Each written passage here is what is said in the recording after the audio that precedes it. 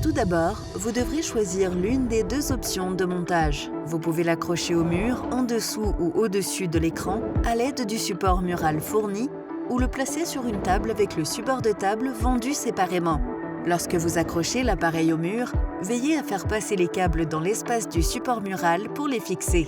Lorsque vous installez l'appareil sur le mur ou le placez sur une table, tenez compte de la hauteur et de l'angle de la caméra. Essayez de faire correspondre l'angle de vue général des participants à l'appel tel qu'il apparaît sur votre écran. Vous pouvez incliner l'appareil vers le haut ou vers le bas lorsqu'il est monté ou placé sur le support de table. Pour affiner l'angle de la caméra de manière plus subtile, vous pouvez effectuer des réglages dans le menu des paramètres de l'appareil.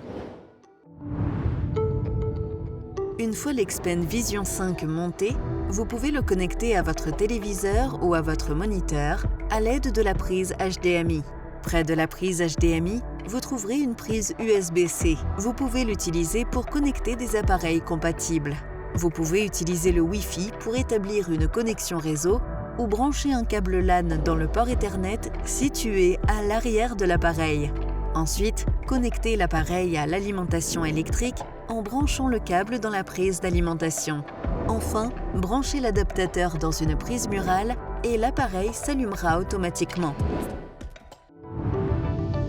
Pour effectuer une réinitialisation, utilisez un objet fin pour appuyer sur le bouton de réinitialisation situé à l'arrière de l'appareil. L'appareil redémarrera alors, comme on peut le voir sur l'écran ou le téléviseur connecté.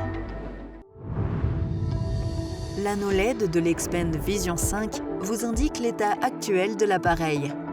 Lorsque l'appareil est en mode veille, la LED s'allume en rouge. Lorsque l'appareil est allumé et actif, la LED s'allume de couleur menthe pâle.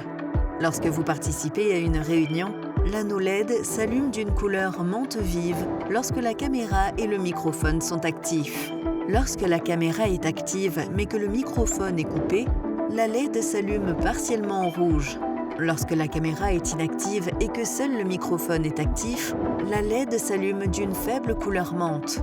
Lorsque la caméra et le microphone sont inactifs, la LED s'allume de la même couleur et certaines parties de l'anneau s'allument en rouge. Vous pouvez régler la caméra en inclinant l'appareil lui-même vers le haut ou vers le bas. Pour régler les paramètres de l'objectif, allez dans le menu des paramètres de l'appareil sur la tablette Xpen Control.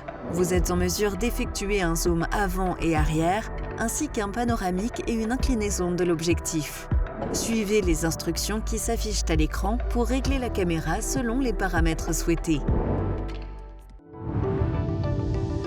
Lorsque vous n'utilisez pas l'Xpen Vision 5, vous pouvez choisir de désactiver la caméra et les microphones.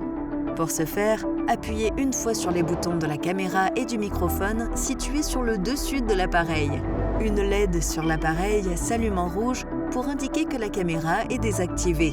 Une autre LED s'allume en bleu pour indiquer que les microphones sont désactivés. Veuillez noter que les boutons ne sont pas destinés à être utilisés pendant un appel en cours.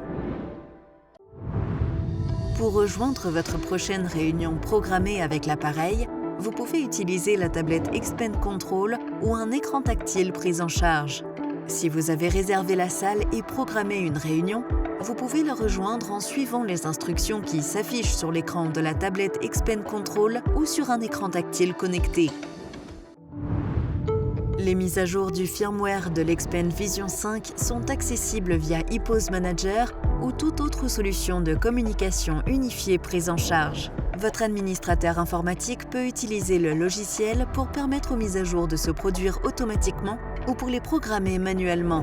Ces mises à jour sont effectuées à distance, ce qui signifie qu'aucune interaction n'est nécessaire avec l'appareil lui-même pour mettre à jour son firmware.